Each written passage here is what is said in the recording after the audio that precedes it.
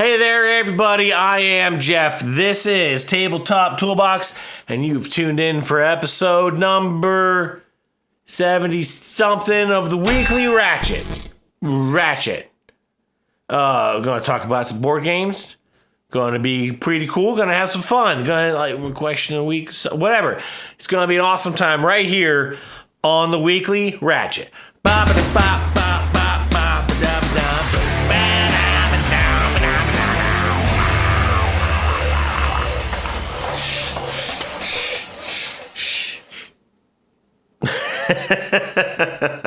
Hey there, folks. Welcome back to the Weekly Ratchet. No, the rest of the episode won't be like that. I filmed that actually last night.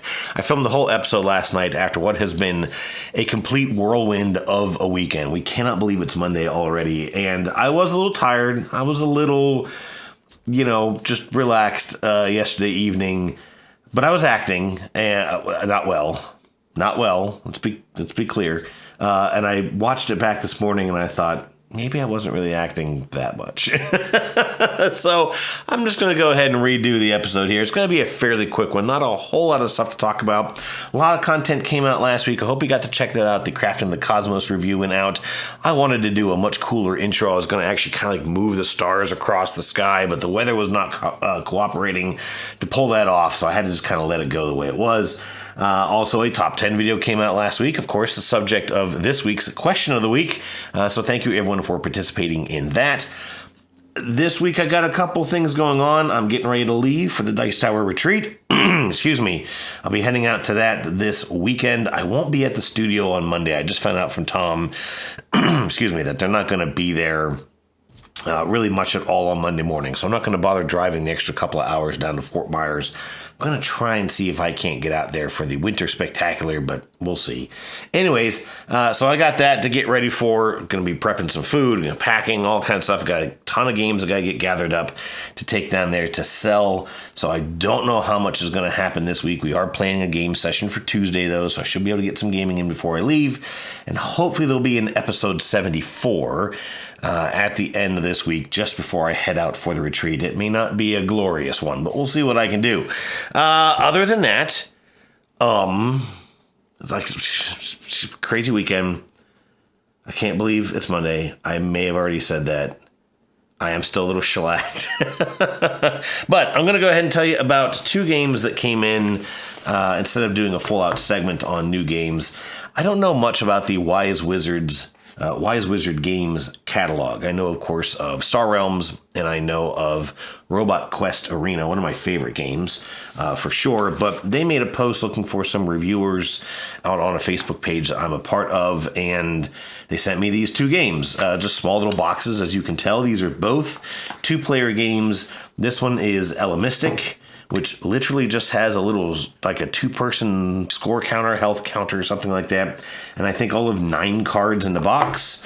And this one is Seeker Chronicles. We actually did get a game in of this yesterday, kind of early evening. And so I'll recap this one here in just a little bit. But these are, like I said, just little two-player card games. I don't think they're actually available yet.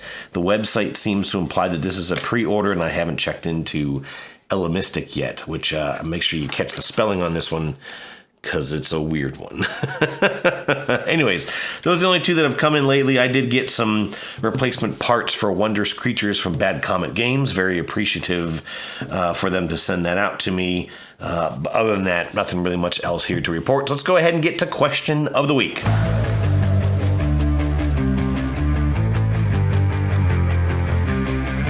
All right, last week you helped me out with a little bit of market research as I asked you if you preferred to see the names of the games of a top 10 list in the video's description out on YouTube. I don't typically like to do that, but I have gotten a little better with the timestamps, and that generally tends to be the focus of most of the answers here to the question of the week. So again, I appreciate everyone weighing in here. Let me go ahead and kick things off with Pabloing Your Mind, who said he watches top 10 videos to discover new games or be influenced for or against getting a certain game. So he likes timestamps to be able to skip something he's definitely not interested in or doesn't have. Not really weighing in there on the names, but, with the whole timestamps thing, like I said, something I've been kind of trying to keep into the video. So appreciate that one. Wayne Kruger said he wants to be surprised, but still wants timestamps as he might skip over a title he's already made up his mind over, adding, though, that he still likes to see different perspectives on particular games. Yeah, that makes sense. Being able to still kind of jump to where you want to go is definitely something that, like I said, I've kind of learned that people want to see that. Wonderflonium said he'd actually prefer timestamps to not give away the titles, adding +1 for mystery. Appreciate that. Mystery all the way. And speaking of which, Jeremy Brooks said he's good either way, but always loved Casey Kasem's top 40 that left a little mystery into the number 1 title. So he'd prefer if titles weren't in the timestamps. Oh, good old Casey Kasem, a.k.a. Shaggy from Scooby-Doo, right? Brandon Graham said numbering them is fine, adding that he's seen folks use clever phrases to hint at the game, but that might be a little too much work. Yeah, I tell you, sometimes doing those top 10s can be quite a lot of work, and I think if I had to add cutesy little things to suggest that the titles, one thing, I'm just not very good at that. I've tried kind of playing those games a little bit on Facebook, and I'm terrible at them. But I wonder if it's even all that necessary, considering these next couple of comments, like Just Joe Blogs, who said he doesn't read descriptions anyways, adding that he just enjoys the commentary and reasoning behind someone's choices in a top 10. Or Rentless, who said, who reads the descriptions anyways? Or my longtime friend Doug Hager, who said he hardly ever reads the description on any video, but still thinks timestamps would be a good idea, as he agreed putting the names in the description defeats the purpose of the video anyways. Yeah, I was even kind of thinking about, do I really read a lot of descriptions myself? I think I do, but not on board game videos. It's usually other stuff that I'm kind of, just whatever stuff that I like to enjoy on YouTube that isn't board game related. But usually when I'm watching a board game video, I just watch the video because I feel like I kind of already know what's going to be in the comments, right? Or in the description. JW Spiker said he prefers the names as he might miss the name of the game in the dialogue and then not actually know what game is being discussed. And in this same vein, Rebecca said that too often, especially in podcasts, a game name is mentioned early in the discussion and then never again, making it hard to follow what they're actually talking about. Now, both of these make sense to me, and I get it, and I think that's, well, I should say that is absolutely why in all of my top 10 videos, in fact, really kind of, even in my reviews lately, I've been trying to make sure that I keep the box on the table, or of course, if I don't have the game when I'm talking here in the Ratchet or whatever, I always keep that image in the top corner so that you always kind of know what I'm waffling on about, and it even kind of makes it easier when I wasn't doing timestamps. I felt that you can kind of drag the slider until that box disappears. And then you can kind of, okay, hey, this is when he finally shut up and he's talking about something else, right? So I get it. CR Poll added a pretty decent suggestion, adding the list of titles as a pinned comment for folks who don't want to or don't have time to watch the video, adding, though, that his vote is for no names in the timestamps. And I really like that suggestion, and I'm pretty certain that that's actually what I did in that top 10. I pinned the list of the games in the top comment because I figure, yeah, if you really want to go fishing for it, maybe you can find it, if you just don't have time to watch the video. Tony Lawhorn said he too wanted to be surprised, but admitted that if there were names, he'd skip over games he wasn't interested in hearing about. So what you're saying, Tony, is that I can manipulate you. That's a good point, though. I understand. Dan Cheston said just to stamp the numbers, adding that he skipped my entire section on Vantage last week to avoid spoilers. Sorry, Dan. Sorry, man. In fact, I don't know if you know this. Matt Ball was here last week. I'll talk about that in just a moment. But I actually had Vantage sitting right here on this corner of the table, and I told him, take some pictures of him and just start sending them to me so you can throw your phone across the room. He thought that was pretty funny, but I don't think he actually did it. Simulation Chris said just to use timestamps without names. And lastly, personal friend but first-time poster Ed Hodgen said he watches a limited number of top 10s to get commentary and opinions from creators he finds interesting or knowledgeable, that if he just wanted a list of games, he'd use a Google search. That's a good point. Didn't think about that, Ed. Appreciate that perspective, and looking forward to hanging out with you here in a week at the Dice Tower Retreat. Obviously, the top 10 already went out last week, so I think you kind of saw what I did there. I did just stick with timestamps for each number. I didn't list the names, but I did pin the comment for folks who might just want to go that route. So hopefully that worked. That list does actually seem to be doing pretty well out here on the channel, that video, I should say. And I appreciate everyone who got to check that out. That is the question of the week here this week. So let me tell you about some games I've gotten to play recently.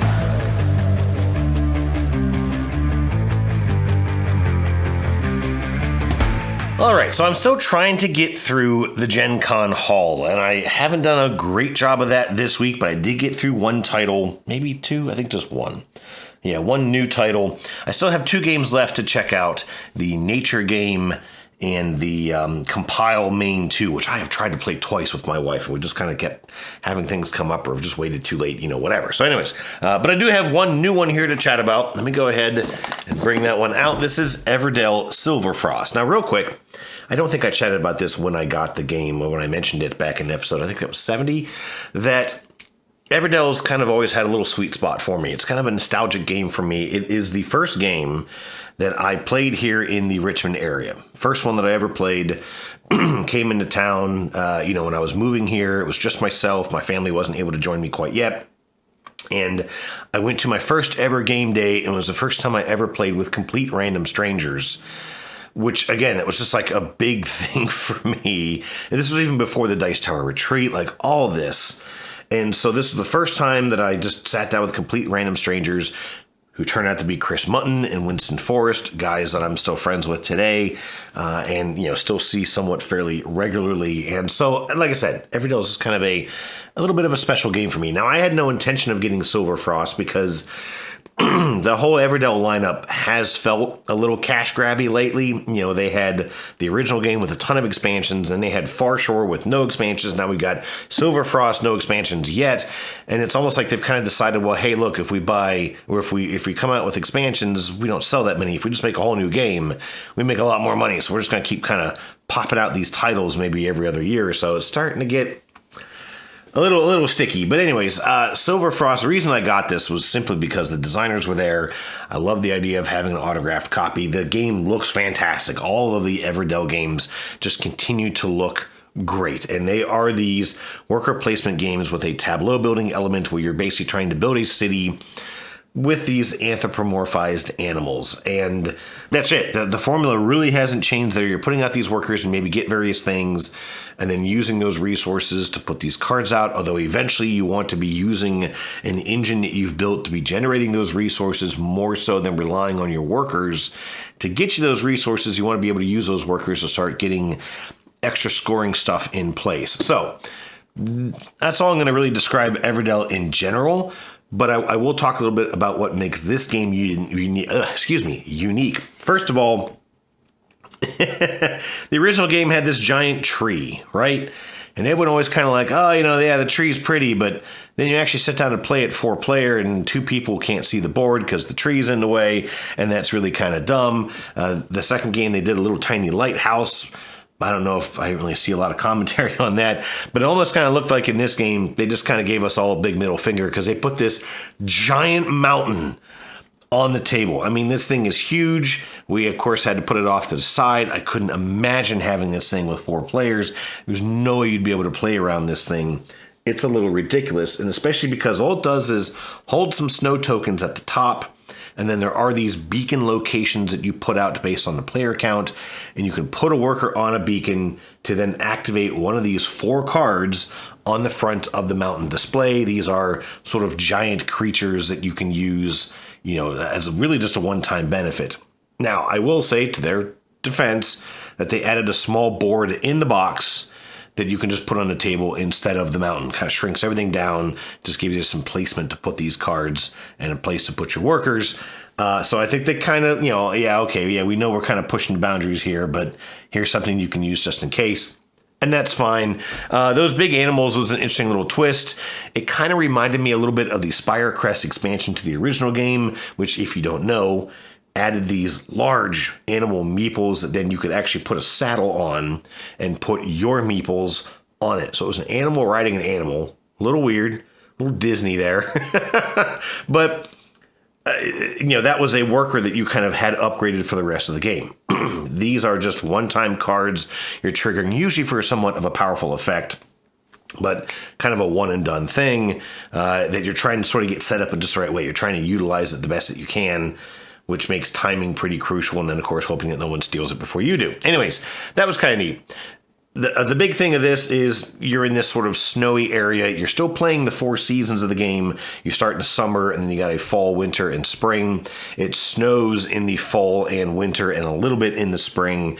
And you're actually going to be drawing these cards at the end of each one of your rounds. So when you kind of prepare for season and pick all your workers back up and kind of refresh things, you then are also going to reveal some cards from a small deck that are going to actually start putting these snow tokens out all over the board.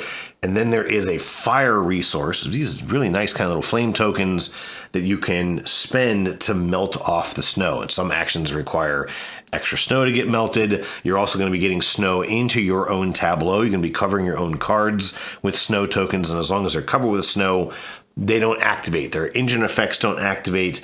You can't, place a worker on them if they are a location that you can go to, all that kind of stuff. They just kind of become dead cards in your tableau. Now, as we were reading through the rules, we thought, this is really going to be challenging to work through. It really wasn't that bad. There's a rule in it that you could very easily miss that basically just says on your turn, when it is your turn to, put out a worker, play a card, whatever, you also have a free action of just removing snow. It's kind of like your village of people are just kind of clearing out your city for you. And so you can pop off these snow tokens, and they actually count as some endgame scoring as well, which I thought was pretty nice. I even had a card out that gave me the ability to gain a card and I think a point anytime that I cleared snow out in the game, which actually ended up being fairly heavy-handed as far as the scoring goes. I got that card out very early, and as my wife put it, it was really pissing her off. Because I was just, I clear snow and I get a card and I get another point. Now I'm going to clear this snow and card and a point. But anyways, the snow thing was interesting. Like I said, it wasn't nearly as bad as I expected. They've changed up the ability in the base game that you had some cards that let you put out very, very specific critters, but it was very, very hard to ever trigger off because you had to have that card. You had to find that card in the game. They fixed that in Far Shore by adding this anchor mechanism. You could simply put an anchor on any type of location to put out a critter of the same suit of card. And that was pretty nice. You only got 3 anchors. You had to use them very sparingly. You had to really kick them off at the right time. In this game, they really twisted it up even more weirdly in that now you have cards, and it's always a location that let you put out a critter, but the location card will tell you specifically what kind of critter you can put out. Still based on suit, but no longer matching the suit of the location card, which I thought was a little strange. You get these chimneys, you're putting the chimney on the card, you're only going to get 2 of them in the game, and you don't start with any of them. You don't get them until you reset for the fall and winter seasons, and then you only get those 2, but now there are cards or even some of the large animals on that mountain that gave the ability to recover one of those chimneys and reuse it again, which felt a little bit more clunky than I wanted it to be because I was still putting out a worker or triggering something to be able to pick that chimney back up. So I was essentially kind of burning a turn, which it almost felt a little less efficient than what they did in Far Shore. I don't really know why they went that route. The chimney token was really, really nice. I would have just kind of kept with the Far Shore rules and left it at that. The last thing I want to chat about is in the original Everdell, there were these cards that sat on the tree, and they were events or achievements, something like that. But you had to usually have very, very specific cards or a specific number of cards or something. And again, they were very, very hard to pull off because it was very, very difficult to get exactly those cards into your hand, in your tableau, whatever. They fixed that in Far Shore by sort of changing it up, simplifying them to simply say, hey, have 5 of this suit of card or 3 of this suit or 4 of this suit of card. And then the more of these that you were able to acquire, the more points each one of them was worth. And so it kind of had this nice exponential curve effect of, hey, if you're just really grabbing these achievements in the end of the game, you are going to run away with the score. And that was kind of neat. Here, they replaced all of that with quests. So now there is this guild location on the board. You can put your worker down there to get these quest cards. There are a number that are put out as public sort of objectives at the beginning of the game. And then you can have a number of private ones. Whenever you go to the guild, you can accomplish a quest. You can sort of turn one in for its points, taking it, putting it in front of you, and then you can get another personal quest if you want to continue to work towards. And at first I thought that was neat. I was reading the description and I thought, oh, that's kind of nice. You know, it's almost kind of like little missions within this game, except for that the public ones kind of made sense. There was one to have a certain amount of fire tokens, kind of like you're just sort of preparing for season. And that made sense. Now we're getting ready for the winter, right? There was one to get your city built, just get your 15 cards in your tableau. And that was also one that generally made sense as far as an achievement goes. But the rest of them, especially the personal ones, were really just have more of something than your opponent does. And that didn't feel questy to me. It just felt like kind of a random goal to, okay, I'm just going to try and get this done real quick so I can turn in and grab some points. It didn't feel thematic. It didn't really feel connected to the idea of the game.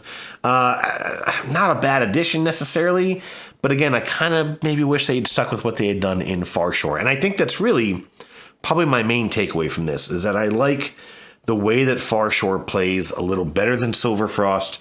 I like the presentation of Silverfrost. I did kind of like that snow and the fire melting. It like that was a unique twist. The mountain was ridiculous. The critters on it that you can kind of trigger off, those were kind of neat. But I actually felt like they took a step back from Everdell and re-injected some of the complexity that they had originally streamlined from the original game into Far Shore. They kind of went the opposite direction with Silverfrost. Also, there are these moss components that are basically almost a paper thin kind of a cloth type material.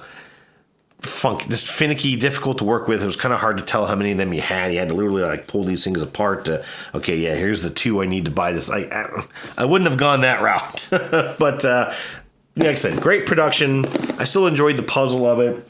Everdell has never been a game I've been very good at, but still just enjoy getting to go and play in that beautiful environment. Okay, that is Everdell. So, up next, bear with me here, folks. Oh, man. I'm going to talk one more time about Vantage, and I'm going to try and make this spoiler-free, which is difficult to do because literally, after a minute of playing this game, after your first move, I mean, you've got a number of locations that you're going to go to when you start the game. There's maybe 20 different locations. I don't think there's even that many that you can start off the game. There aren't that many. There are 6 locations. So right away, you're going to head in a direction that is going to be unique. Obviously you play the game enough times, the game never changes. It's not a legacy game. You're never changing cards, modifying cards. Nothing carries over from game to game, which is weird. And I just can't decide if that's a good thing or a bad thing, right?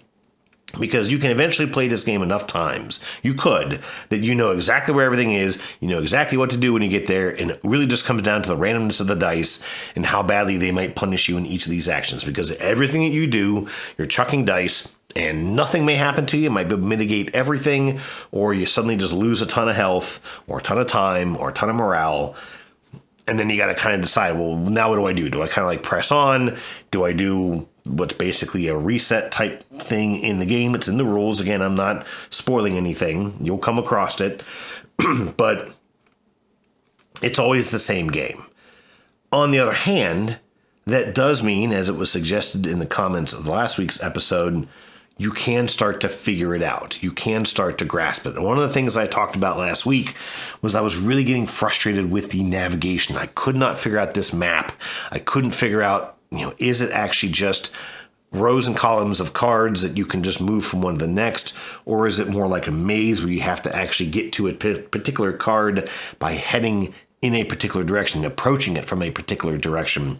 I don't think that's the case. I haven't confirmed that. But I did play this a couple times actually in the past week. I haven't logged every single one of my plays. But I played a game where, I just got tragically lost. I was heading west, and I ended up in a just completely different area from where I thought I had come from. And I was very, very, very confused. And I got frustrated. I put the game away. I couldn't sleep the one night. I came down and I just started rifling through the cards. Again, I wasn't playing the game. I was literally just cheating and trying to figure out this map, but I figured out what I did wrong. And it was actually a really simple mistake that I had made, not really understanding the way that the map is laid out in these different regions. And I won't go into it. But with that understanding under my belt, I played it again this past week, and I actually won the game. I finished with the sort of ultimate victory. Again, not a spoiler, but I finished the mission, and I finished a Destiny card. You'll get those very, very early in your game, so you'll see what those work. And there's a ton of different ones, right? You get your mission at the beginning of the game. You usually run into a Destiny fairly early in the game, and there's just a bunch of variety of those. And I still died. I had to kind of do a little reset in there.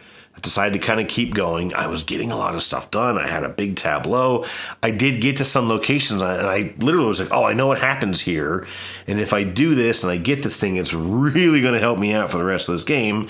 And so I went for it. But I still ended up in a lot of different places. I still ended up checking out some things. I got some other stuff that I had never seen before and was able to kind of work on some of those things to some neat outcomes. It is still sort of one of those games that when you get done, it kind of says, okay, you won, congrats. And I mean, I'm playing it solo, especially, so it's like, yay. And I just kind of packed it up and I was done. And of course, I can't really share all that experience because it's spoiling the game, right? So it's like anticlimactic in this weird way because it's like, yeah, I want to share the experience, but I really can't because people are going to get upset at me for sharing the experience. But the game is starting to make a little bit more sense. I do like it. I am having some fun with it. But I will say that the more and more I play it, the more and more I find myself wanting to go back and play No Man's Sky, the video game, because it just makes this easier. And the biggest thing for me, as I thought about this in the past week, I almost forgot to mention it here, is that the game is called Vantage. Vantage means viewpoint, perspective, right? But on each one of these cards, each one of these locations, you have a finite view of just that card. You do not have the ability to look over there or check behind me and see what's going on. You still have to just walk to a location and suddenly get thrown into whatever's going on. And that seems weird for a game that's literally called perspective, right? And so it's a little frustrating when you go into somewhere and all of a sudden something bad happens, you get chucked across the map, or you get pulled into something that you didn't really want to get pulled into because you didn't have the ability, the foresight to go, I don't think I want to happen. I don't want to deal with that. I don't want to go over there. And I don't know. It seems a little odd. You can do that in video games. You can, pull up your scanner, your binoculars, your sniper rifle, whatever, and go, no, I don't want to deal with that right now. I'll come back to that, right? So that bit of it is still, it just kind of keeps it from, I think, being, I don't know if I want to say the perfect experience, but not quite what I would like to be able to do. Oof, that is very heavy Vantage. Okay, hey, my buddy Matt Ball and my friend Mike Gallo came up this past week, and we finally got in a play of Civolution. Also, my buddy Daniel came by, who's been wanting to check out this game for a while. We were actually trying to get this played, I think, 2 weeks ago. I had some dental work done that kind of threw me out for the week.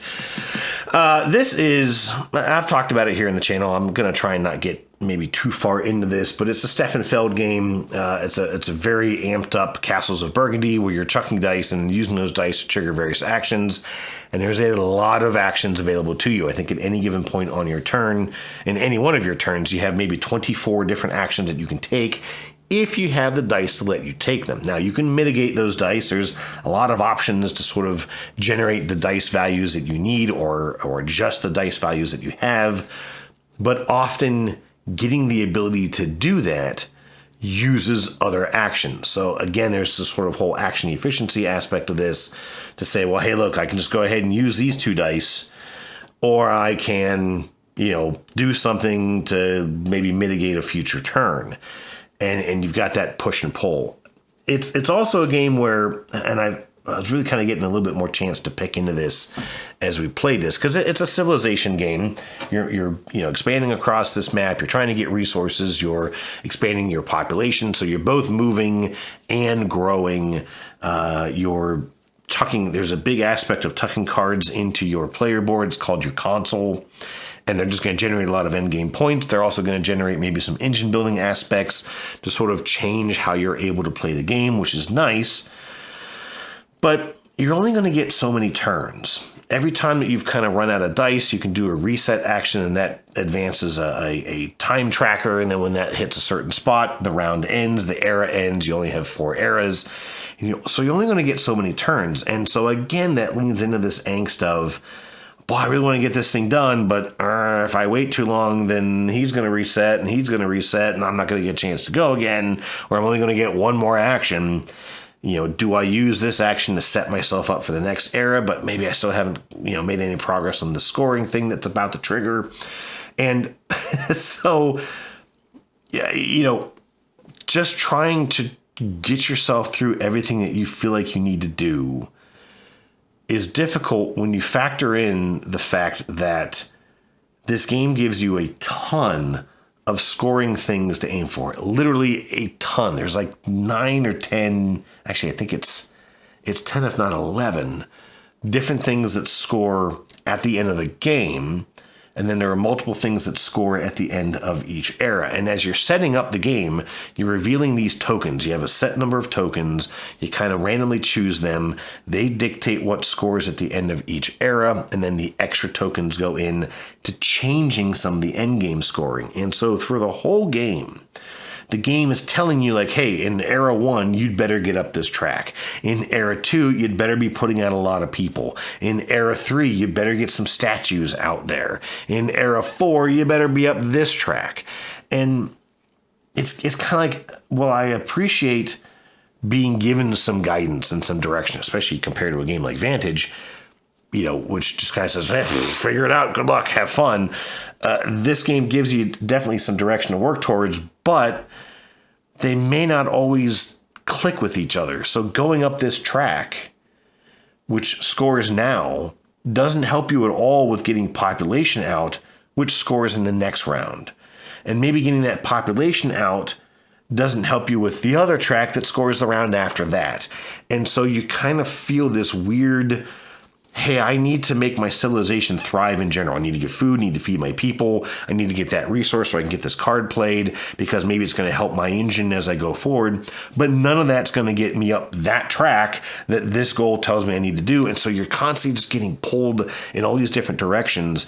And because of the fact that the rounds really actually feel quite short, it feels like you're kind of flying along that time track, and all of a sudden this era ends, and then the next era ends, and we are in era 4, the last era of the game, and I'm sitting here going, I still have cards that I got at the setup steps of the game that I've been wanting to play, and I still haven't been able to get them played. And it's not because I just didn't have the right dice. It's because, well, when I did have the right dice, there was something that I kind of felt like I had to do instead, and that push and pull took me in a different direction, and now I've never gotten this engine kind of built up, which may or may not have helped me anyways. I really couldn't even begin to tell you. And so because there is so much that you're trying to track in this game, and so many different things that you're trying to do because the game is telling you to do them, you just get done, you're like, God, what did I sit through? What did I just do? How is this game over already, and how am I so low on score? Now, I actually did pretty well with the scoring here, and I'll say this. My buddy Matt, a very, very competent gamer. I've talked about this a couple times. I've talked about him a couple times, and we all expected that he was going to just blow our doors off with this game, and he was last place by quite a margin. And I'm not saying that to mock him. I promise. But what I was really surprised, I even made a comment to him, and again, not in jest, was that I had never seen him so stuck with AP, with analysis paralysis, as he was sitting there on his turns, which were quite long in a lot of cases, because he was trying, okay, I've got these dice and I can do this and I can do that, but then I'm not going to be, do this. Well, what if I get this, I can trigger that, but that's not really going to. And so again, like seeing him just sort of frozen in time because there was so much to process. And I was waiting. I was really waiting for his engine to just take off. I was waiting for it to click. And I'm not saying that it didn't click. I think he understood what the game was trying to do, but he just couldn't get it all into place quick enough. You know, again, it just wasn't able to satisfy all the requirements of this game. And I was really fascinated by it because, you know, he's usually just always, he knows what he wants to do. He sees the puzzle quicker than any of the rest of us do. And to see him kind of get bogged down, if anything, it made me feel a little better that I hadn't understood the game that well in my first play either. I came into a second place. Mike, who hadn't played the game, he I think just kind of got things in the right place at the right time and took away in the end game scoring and did fairly well, won the game. But so yeah, it's a tough one to talk about. It's a game I'd love to just play and continue to understand it, but it's tricky to do so because every time you play it, it's going to be pulling you in different things. It's going to be telling you, well, this time you're going to have to focus on this instead of doing this, and maybe that's not the right progression to sort of grow the engine of the game. I don't know. It also is very important which cards you're able to get into your console that again, sort of amp up your engine. If you just don't get the right cards, you're just not going to get that early start, that early jump, which I actually did manage to do that. I got a good jump in that first era, way up ahead on the score chart, and I just sort of rode that success for most of the game. Like I said, it wasn't really until endgame that I got past really hard. Daniel and I were kind of back and forth on the score chart the whole time. He did really well with it. He enjoyed it, but I think we were all just kind of sitting there afterwards like, oh my God, I'm exhausted. Just so much to think about. Anyways, that is the quite convoluted Civolution. And just a couple more here real quick to chat about. So, yesterday morning, before we went out to look at houses again, my wife and I played Adulthood. Now, I'm not going to talk about this game, except for that it's a tableau building game, sort of a life simulator game, but I'm not going to talk about it, not because I've already talked about it, but because we actually filmed the playthrough. In fact, I still have all of the rigging here, the mic holders or the camera holders and racks, all kinds of stuff all over the place. We filmed a 2-player playthrough of Adulthood. I'm not going to tell you how it went, but we had a lot of fun. I had a career and significant other combo that I just had a lot of fun with, kind of got into character a little bit on it. I am hoping I'll get this playthrough edited and out the door by the end of this weekend before I leave for Florida.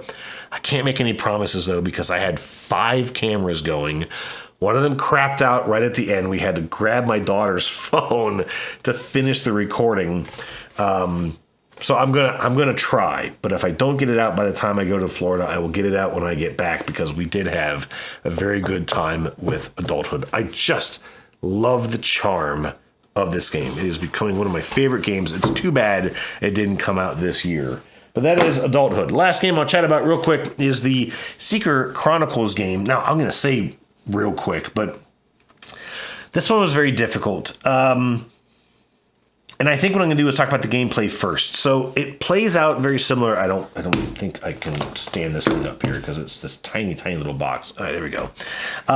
It plays similarly on the table to the Compile game, the Air, Land, and Sea game. That was my number 8 in that top 10 video I put out this past week. In that you have these 3 columns. You start off with 1. You're going to eventually grow to 3 columns of cards. And you're playing this tug of war across the table. You're not playing the cards face up or face down for different effects. So it doesn't do any of that element of those 2 games. But you are going to put out these 3 characters. And they're secret cards. And they're all based on actual scientists of our history. So there was Richard Feynman, there was Stephen Hawking, and I'm blanking on a couple of the other names. Maxwell, James Maxwell, Charles Maxwell, I can't remember the first name. But they're represented in the game. And then you're going to be taking their appropriate cards. Each of those characters has 11 different cards. One you kind of start off with, and then the other 10 are just shuffled into this deck. And you're going to be drawing those cards and trying to get them played underneath these seekers. I'm not going to go into the way that happens because it's a little funky, but as you're tucking the cards underneath, you're then establishing a power value in each of those 3 columns, and just before your turn ends, your opponent gets the chance to also tuck any cards that are already in play in front of them. They can't add any new cards down, but they can possibly tuck existing cards under those columns to sort of combat your score or your strength value in those columns. And then what you're going to do is, for you, on your turn, you're going to compare the values of your strengths to your opponent's strengths individually in each column. So if I have a 14 and you have a 12, I have a strength of 2. If I have a 5 and you have an 11, then I just have a 0. There's no negative values. And I'm going to add up my values of each of those columns, and then that number of cards comes out of my draw deck and goes straight to my discard, with the entire purpose of the game being to get through your deck of cards 3 times. You kind of have these 2 cards that you just keep flipping over, step 1, step 2, step 3, and at the end of step 3, you've won the game if you're the first to do so. All that was fine. Of course, as you're tucking these cards, they trigger certain abilities. Some of them are mean. I had some stuff that was destroying cards on both sides of our columns. I had some cards that could let me swap cards with my opponent. I can give them a value 1 and take their value 5. That was kind of mean. My wife had some cards that basically said, well, you know, she could play something, but then if I, on her turn, reacted, it would actually destroy my cards. So it was kind of like, well, react at your own risk, right? Because you're going to lose stuff if you do this wrong. And so a couple of times I had to basically I was forced to kind of like stay out of it and let her, take some cards. So that was interesting. The way that our decks were very different was kind of weird, and in the rules it tells you for your first game, pit these 3 scientists against these 3. That's what we did. But my stuff felt, I had like a lot of really big values. I had a lot of high value cards, going up against her stuff. And like I said, I could do a little bit of take that. It typically wasn't too bad because I just had these big card numbers. I went through her deck later, and she had some really intricate looking things where she was moving cards all over the place. She'd kind of pull things back out of her discard and put them into play. And that was kind of weird, but nothing really seemed to let her just get big values out on the table. She never really won the tug of war against me very well. I think my first round I archived is the term. I'll come back to that. 1 card, and then I got 2 cards, and then she got 2 cards, and then all of a sudden I got 11 cards, and then I got 17 cards, and all of a sudden I had 3 cards left in my deck on the 3rd cycle, and she had never cycled her deck once. And she was getting really flustered, and I understood we just didn't even bother finishing the game at that point. There was no way I wasn't going to get it done. So that's when I kind of went through her cards, and I thought, yeah, I don't really know how I would do that well with your deck. And we want to try that. Try and basically swap characters and see if I can find the clever play through it the same way. I liked the way that it played, but the rule book is terrible, and there's 2 reasons why. And I'm going to read this. I don't usually do this, but I want to read this passage in this rule book. So okay, we have an overview. To win the game, to be the first to cycle through your library 3 times. Okay, great. Here's a card anatomy. All right, fine. Tells you what all the symbols kind of mean. Card name, Chronicle of Origin, Secret Module Indicator, Link Cost, Hyperlink Cost, Card name, Base Power. I don't know what any of that means. No idea. It hasn't defined any of this. It says resources can be used to link or hyperlink other modules. It didn't really tell me what a resource is. It just says you can exhaust any ready module in your memory to gain a resource. Okay, I'll figure this out. I keep reading how to play. Okay, so here's the how to play. Your preparations, you activate, you set aside cards. The setup of the game did not make any sense because of the wording. But then there's, turn structure. Okay, here we go. Turn structure. You have a starting phase. You ready your cards. You draw a card. Okay, your main phase. You play a module from your hand into your memory. What is a module? What is my memory? Don't know. Module is a card. I had figured that much out. I had no idea what my memory was. Gain resources by exhausting modules in your memory. Not helping me out. Link or hyperlink any number of modules to your seekers. I have no idea what that means. I have no idea. And there's a little example. It says ultraviolet filter can be linked and hyperlinked. And it shows turning cards and arrows pointing to the, but I have no idea. And now here's a research phase. I'm still in the turn structure. In this phase, all of your seekers research. Your opponent may link or hyperlink any number of modules. Each of your seekers with power greater than their opposing seeker archives a number of cards equal to the difference in power. I don't understand any of this terminology. Flip, core mechanics, linking and hyperlinking.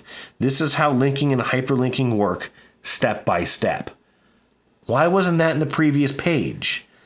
Why did they do this out of order? Why are you telling me the core mechanics after you've already completely just blew up my mind with this terminology that doesn't make any sense? Do it the other way around. Here's what all this stuff means, and now here's how you put it to use. The other thing is that, as I kind of demonstrated, when I get to the back of this thing, this little tiny rule book, you're seeing it with me, there's 2 pages of glossary, another 2 pages of glossary, another page of glossary. And in here is the definition of random, the definition of ready, the definition of researching, the definition of memory, of module, of modifiers. It's one of those games where they tried to come up with a clever term for everything that you're doing. Literally, a card is called 2 or 3 different things throughout the game. And that's okay, but you gotta either define that ahead of time, or you've gotta say cards are called modules, and then maybe use phrases like put a module card underneath the seeker card in your memory play area. Like, you know, give me your made-up word, but also a word that makes sense to me at the same time, so I don't have to sit there and constantly keep flipping back to all these different pages to try and figure out what the hell you're talking about. It was so frustrating to try and figure out this game. I mean, the rule book is a surprising 21 pages for this little thing, and it looks like they're already talking about there being expansions and added on stuff. I don't know. I almost threw in the towel on this. I almost just said, nah, I'll worry about this later. Maybe I'll email them and be like, what the hell are you trying to do to us? There's QR codes in here, but they don't take you to any videos. There's no videos that I could find yet on this. And so we had to just wing it. Like I said, we did figure it out, and I did actually tend to enjoy the gameplay, although I don't know that it's balanced. That's a discussion for a later time. But just getting through that rule book to understand how to play is going to honestly deter most people. They're going to start flipping through this because, again, this is something that you're going to see on the front shelf of a game store. This isn't going to be, you know, on the rack of games next to Everdell, next to Terraforming Mars. It's going to kind of be a little display up on the countertop. Oh, yeah, I'll grab that. I'm buying some Magic cards. This looks cute. I'll pick up this card game. And then you're never going to get through the rule book. You're never going to play it, right? Because it's just you're going to turn a couple pages of that book and be like, forget this. This is stupid. I wasted $10 or $15, whatever this might cost when it goes to retail. So that's, you know, I sort of persevere a little bit more at that because I have to. I'm reviewing this stuff. It's a review copy. I got to talk about this stuff. But if this was something I maybe picked up in a math trade, I don't know that I ever would have bothered trying to get through it. So that was Seeker Chronicles, and that is the end of episode number 72. Hey, I do have a question of the week for next week, and this one's going to be kind of fun. Now, like I said, I'm hoping that I will get this the next episode out before I leave for the retreat. But this past week, we went out to the Origin brewery here in town that we like to go to. We're Mug Club members. And I was wearing a Tabletop Toolbox shirt. I had been doing a little bit of filming. Actually, I did the picture, the thumbnail for the 2-player games video, and I just never bothered changing my shirt. So we're at the brewery. It's got the big logo on the front, and the bartender says, "Oh, what's Tabletop Toolbox?" And I was like, "Ah, crap." I play a lot of board games, and I film reviews, and I have a YouTube channel, which for a 46-year-old man is maybe a little weird, right? And the guy goes, "Really? I play a ton of board games. I have a bunch of board games." Really? And so we ended up sitting there and chatting for quite a while. And the question of the week this week is, have you ever randomly met a local gamer only to learn that you have completely different gaming interests? We got to chatting. And right away, he's like, I play a ton of Twilight Imperium 4, and I play a bunch of, I have a D&D podcast, and I do Dungeons and Dragons, I do Magic, I do all these, like, social kind of games. He loves to, he wants to play Blood on a Clock Tower, all this stuff he wants to get into, these sort of big social, backstabby, almost a Ameritrashy type of game. Some of them Euro games, but with a lot of interaction, and again, like, the ability to kind of, like, screw with other players. And I'm like, I don't like any of those games. I played some of them. We were talking about Arcs. We were talking about Root. We were talking about PAX Premier. I've played 2 of those 3. I have no interest in playing the third. And just in all this conversation, I'm sitting here just kind of like sinking deeper and deeper into my mind going, we're never going to play games together. So that is the question of the week. That is the end of episode number 72. Thank you so much, folks, for tuning in. Thanks for watching. Like I said, hopefully I'll get 73 out before I head for Florida. But if not, I'll touch base with you when I get back with probably tons of games to chat about. That's it, folks. Talk to you soon. Cheers.